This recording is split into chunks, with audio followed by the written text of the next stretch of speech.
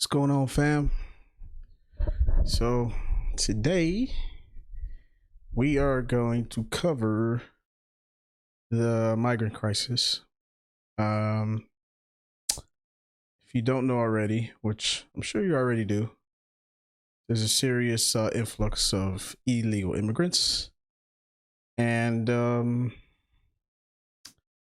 they're coming through the Texas border, mostly through the Texas border, but it's also I believe Arizona and some parts of California. And Republican governors are, and actually a Democratic governor also, I forgot his name, but definitely Republican governor from Texas, Greg Abbott, is busing these migrants to different sanctuary cities like New York and Chicago. And the people are not with it. They're not with it. So we're going to cover a couple of videos from New York and then also from Chicago, and let's see what's going on. Let's go.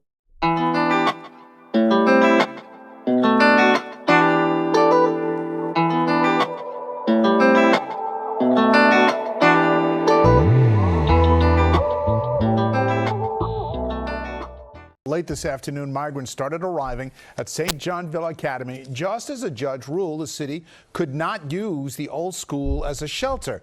About 30 migrants are now refusing to leave, left in limbo with nowhere else to go as the city appeals the judge's decision. About 20 other migrants who arrived this afternoon decided to leave the shelter on their own after they were heckled by protesters outside of the school. They said that they did not feel safe. This is in Staten Island. Eyewitness News reporter Jim Dolan is live on Staten Island with the very latest. Jim. Liz, the people of Staten Island said no today, and they meant it. The mayor planned to house migrants from the southern border at this former grade school in a fully residential neighborhood with 4 other schools filled with children nearby. The city brought the migrants in, and they were greeted by their new neighbors. You're not welcome! The migrant crisis came to Staten Island today as dozens of recent immigrants were bused to a former Catholic school here for housing. Residents were furious. Go home! Where's the children? You're not welcome! We have an all-girls Catholic high school literally 50 feet from this facility.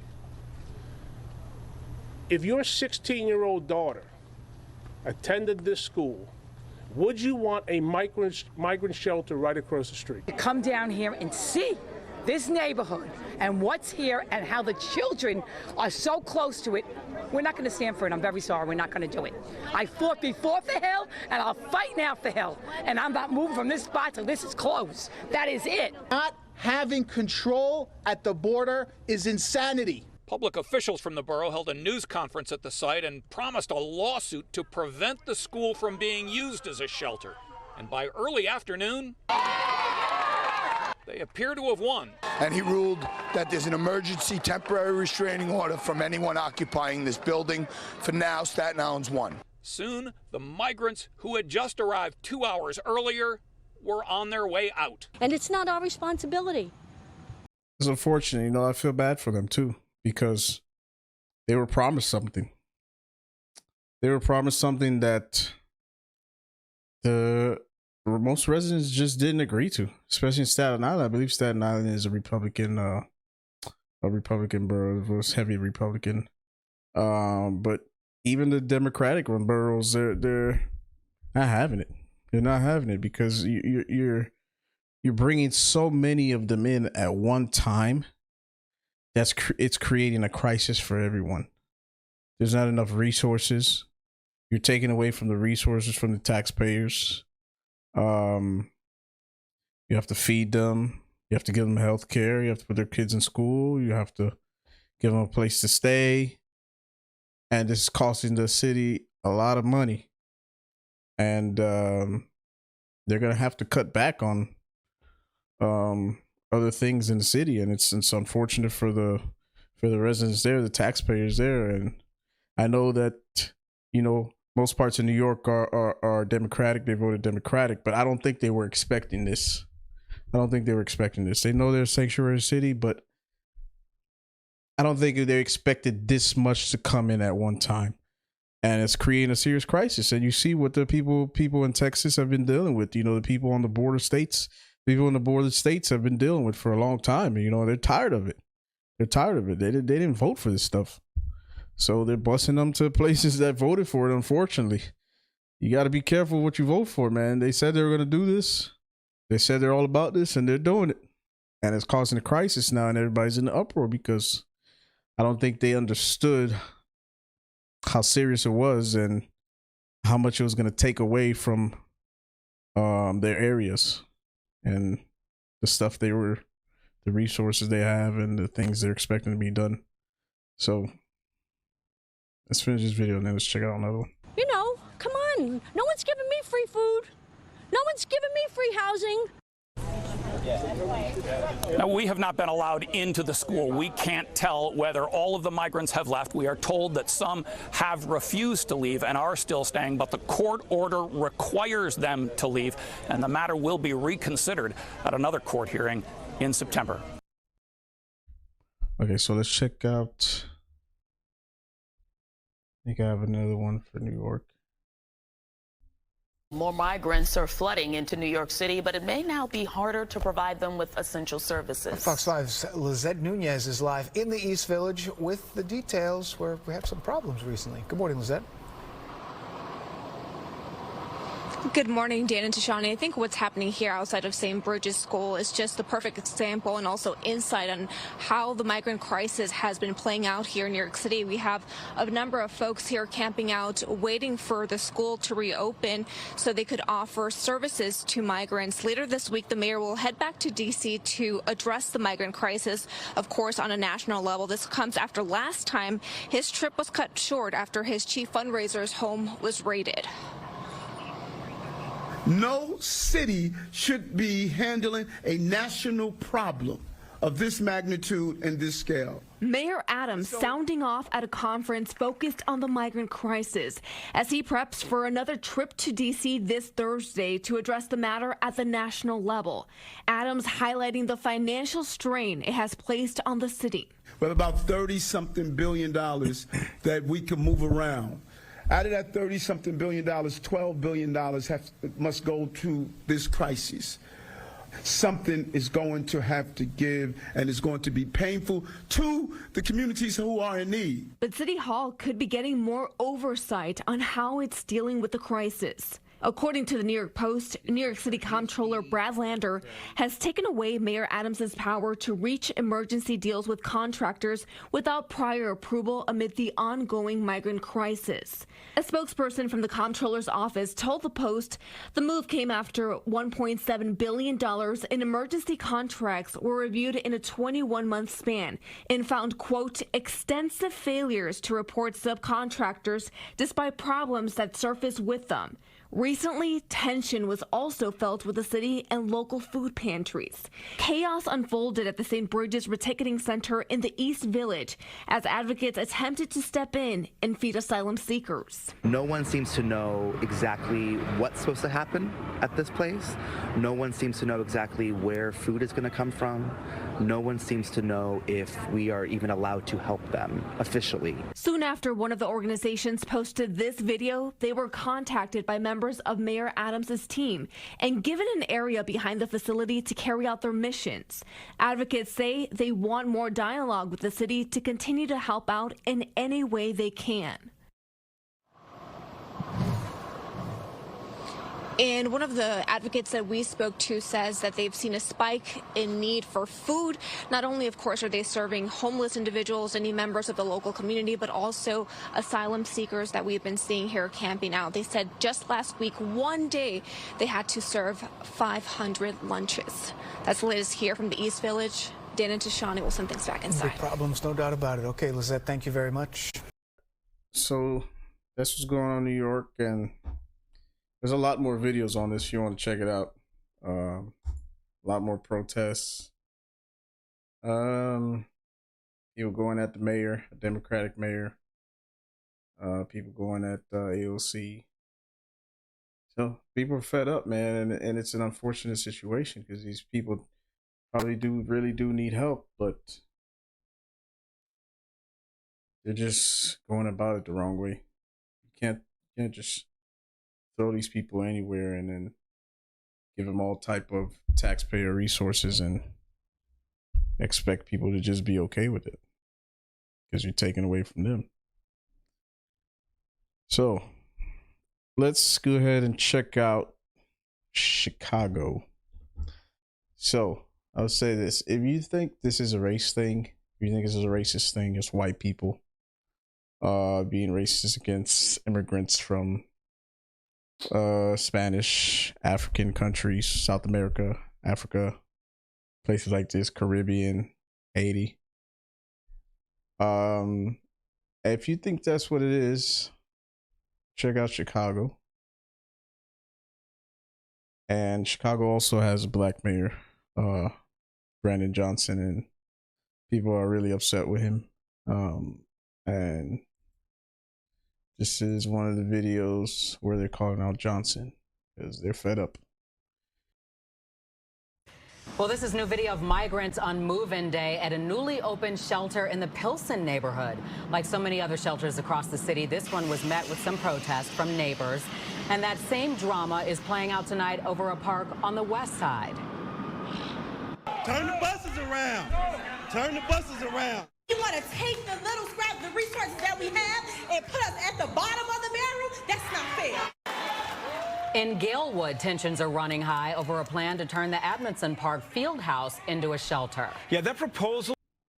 That don't look like racist white people to me.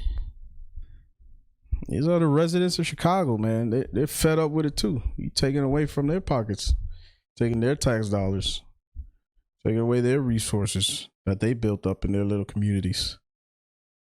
And they want infrastructure built. They want the people of their neighborhood, especially the unfortunate ones, to be taken care of before you taking care of some illegal immigrants. It makes sense. I mean, I don't see how you cannot see how that doesn't make sense. You're gonna take care of people coming from another country, give them all these resources, and people have been struggling here. You got people on the streets. You got veterans on the streets. And what do? We just walk past them like it's nothing. We don't when it comes to them, when they ask for help, it's oh yeah, we don't have any money right now. We don't have enough money we don't have enough resources to help these people out there, to help everybody out. Really? So how are you doing it now for people that are not even American citizens? It doesn't make sense. You can see why these people are pissed off. Is angering residents who packed into a meeting tonight that was standing room only. Casey Cronitz has that part of the story. Tonight's meeting was contentious, rowdy, and left hundreds of residents with unanswered questions. Their main fear that when migrants move in, park programming and youth activities for this community will be stripped away. Yeah, see, youth activities, come on, man. Within seconds of city officials taking the microphone, community members anxious to speak their minds took center stage. If you would had your right mind and see a crowd like this, you would say to yourself, they don't want it. And we're not anti-migrants, but it shouldn't be on our backs. Still unclear when approximately 200 migrants might be moving in. 29th Ward Alderman Chris Taliaferro, who says he is strongly opposed to the plan, tried to settle tensions. But neighbors say programs for youth and elderly residents are at risk if their field house becomes a sanctuary. A lot of these young boys, they don't have fathers. So a lot of these coaches, they are their father. They spend part of their weekend here alone during the week. That keeps them a safe place. It gives them mentorship. It shows them discipline. Hours before the meeting, neighbors held a protest outside, blasting the plan. We ain't having that, no. You want to tell us what to do in our park? You cannot do that. We pay our money. Some calling for more transparency from the 5th floor. And what I want to say is to make. And I understand Chicago voted for this. They voted Democrat. They're a sanctuary city. But they didn't vote for this amount of people to come at once. They voted for a certain amount of legal immigrants for them to, yes, we'll share our tax dollars, we'll share our resources to help out these people that are seeking asylum, but not 350,000 in 7 months. however much it is. I don't know exactly the amount, but I know it's a lot, and it's still happening. Buses are still coming. Mayor Brandon Johnson, we are disappointed in you. This is the community that supported you. How dare you? We've reached out to Mayor Brandon Johnson's office for his response to the community's reaction, but have not yet heard back. Reporting from the Amundsen Park Fieldhouse, Casey Cronus, Fox 32. And Brandon Johnson is paying them no attention. He's not listening to anything. It's going to be all right. Don't worry about it. It's going to be okay. We're going to handle this, blah, blah, blah, blah, blah.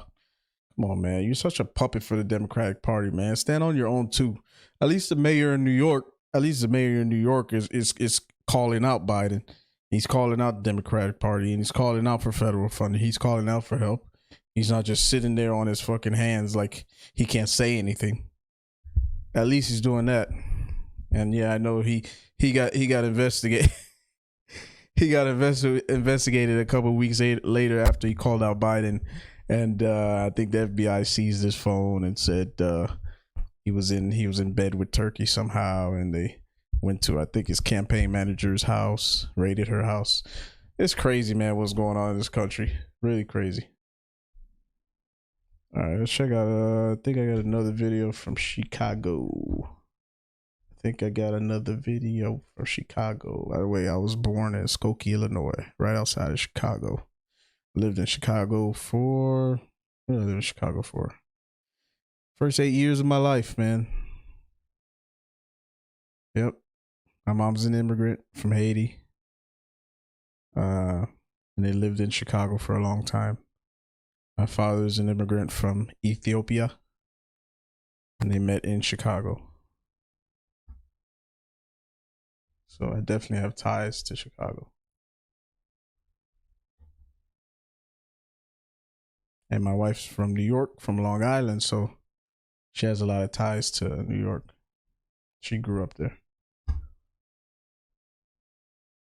All right, so this one's a little tough to hear. This is in Chicago. So they say there's illnesses going around migrant shelters, and unfortunately, a child died because a lot of these people don't have their vaccinations. And I'm not even talking about COVID vaccination. I'm talking about all the other stuff that we get vaccinated for here in the U.S. So that's coming over here too, unfortunately. That's right, Rob and Judy. Right now, 25th Ward Alderman Byron Siccho Lopez has just gone into the shelter to conduct what he calls an emergency walkthrough of a place that, according to city records, houses as many as 2,300 migrants, and where, according to those we have spoken to today, there might be an outbreak of illness amongst both children and adults. From the outside, this 6-story warehouse is nothing but a nondescript building along an industrial stretch of Halstead and Pilsen. But for months now, it's been housing thousands of migrants. And last night, a 5-year-old boy died following what appears to have been a medical emergency that many of those who live here say began inside a bathroom. The boy started convulsing and bleeding, says this migrant whose husband witnessed the episode, adding, a woman who works there tended to him until the paramedics arrived. They were still trying to revive him when they took him away. Identified as 5-year-old Jean Carlos Martinez, Mayor Brandon Johnson today expressed his condolences and said, unfortunately, many of the arriving migrants are coming into Chicago already sick. We're gathering information, as I've said before, at every single site throughout the city of Chicago. We provide on-site medical care. That's not what we're hearing from many of those who live here, however. Several migrants saying today illness is rampant. That's what they told you to say.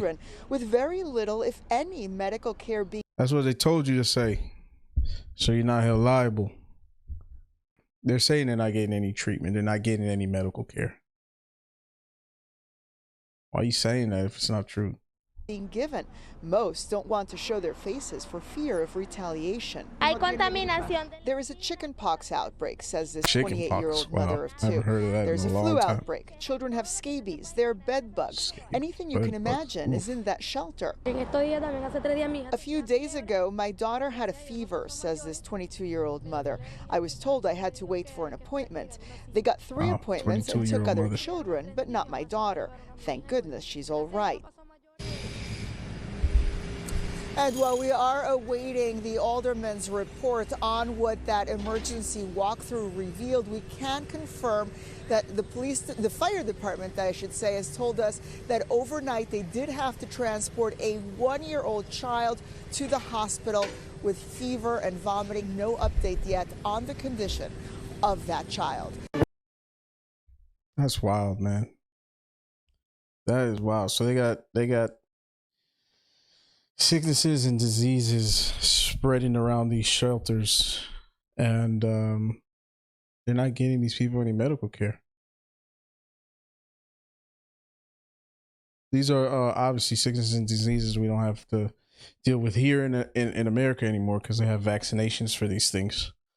When I was young, I had chickenpox. I'm 40 years old, so when I was younger, I had chickenpox. It's pretty bad. I still have marks from that. So can you imagine people coming over and they're catching chickenpox?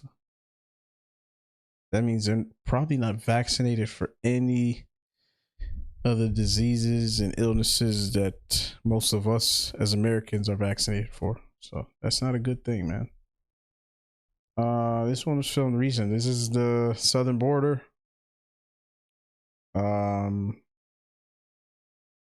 It's pretty bad. Pretty bad. Check this out, all the people waiting to come through.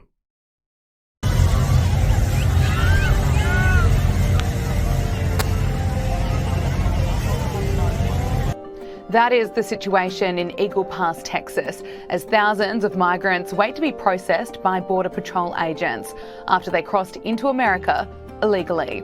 Reporters at the border say they've been seeing mass illegal crossings take place every day, but they've never seen it as bad as this. Take a look at this footage our drone team shot in Eagle Pass earlier today.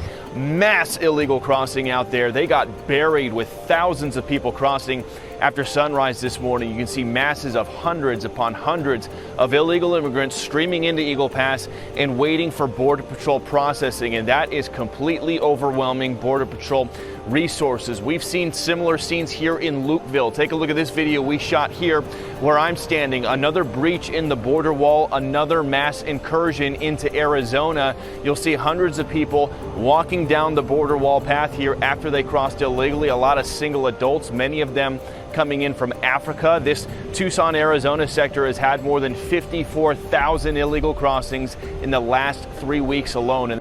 The situation at the southern border is dire, and as you can see in that footage, Eagle Pass is being overwhelmed.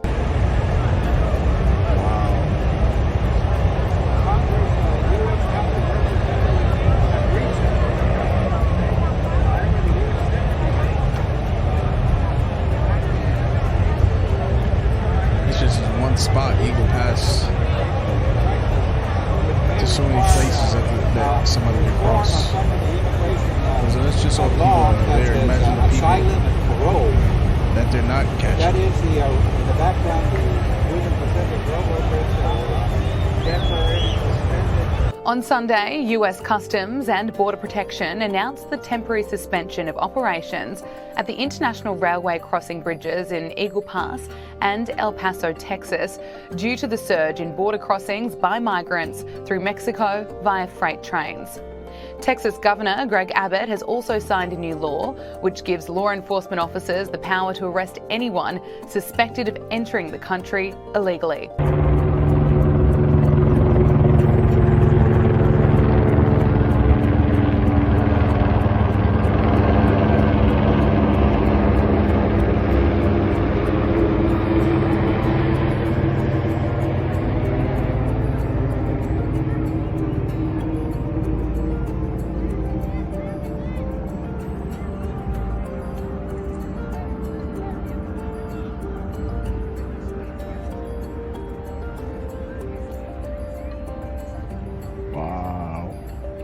President Joe Biden has been criticised for his handling of the crisis at the southern border. Now to the ongoing border crisis in the US. It's certainly hurting President Joe Biden in the polls. NBC News polling shows the GOP now holds an 18-point lead when it comes to handling immigration. And also there's been recent polls, Josh, showing that Donald Trump is eating into Biden's lead among Latino voters. That would be something that would be concerning the Democrats. And we know a lot of those voters care about this issue. We've seen a few Democrats like Eric Adams speak out about the illegal immigration crisis, but does the Biden White House have any intention to tackle this crisis in any meaningful way in the lead up to the 2024 election? No, on the contrary, they are suing Ken Paxton, Greg Abbott, and the state of Texas for Texas's attempts to put some buoys in the Rio Grande, trying to secure Texas's territorial sovereignty against the Mexican drug cartels and, frankly, Hezbollah and some radical Islamic groups that control large swaths, operationally speaking, of the U.S.-Mexico border. So they're actually, not only are they not trying to mitigate the damage, they're actually throwing fuel right into the fire, trying to make it worse. Look, Rita, I think that this is the issue. I think that this right now is the issue that Republicans have to run on right now. By the way, you know, in the 2020 election, when Donald Trump, who was extremely hawkish on the border, obviously, was running for re-election, Republicans made unprecedented gains in very Mexican areas there in the Rio Grande Valley in South Texas. They won multiple counties that were 80-90% Hispanic there. So this notion that if you talk very tough game on the border and you call for reasonable controls, cracking down on asylum fraud, no to amnesty, all these common sense things, the notion that that will cost you Latino, Hispanic votes is frankly an insult and a slap in the face to many commonsensical Latino and Hispanic voters, many of whom come from traditional Catholic families, actually, as the case may be. So I think that this is really the issue the Republicans should run on. We're coming up here in an election year, going back to what we were just talking about with Speaker Mike Johnson in the House. In the latest episode of my podcast, shameless plug if I may, the Josh Hammer Show, I actually have a segment on the show where I'm giving unsolicited advice to Speaker Johnson and saying that this is the issue, man. Go all in on this issue. Try to pass as much common sense legislation as you can. It is great politics. It is great policy. Alejandro Mayorkas, the Department of Homeland Security Secretary, is way out of his league. Impeachment articles should have been filed against him many months ago, as Andy Biggs of Arizona and other hard-right congressmen have called for. So I am all in on the immigration issue. I think Joe Biden is a dead man walking when it comes to this issue, and I hope that Republicans take advantage of that opportunity. And finally, all right, so I'm gonna stop it right there. You get the point, pretty much. This is an issue.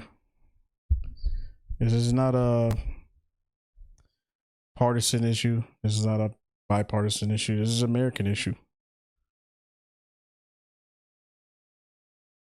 It's happening to regular citizens who are not pretty much not in control of what's happening.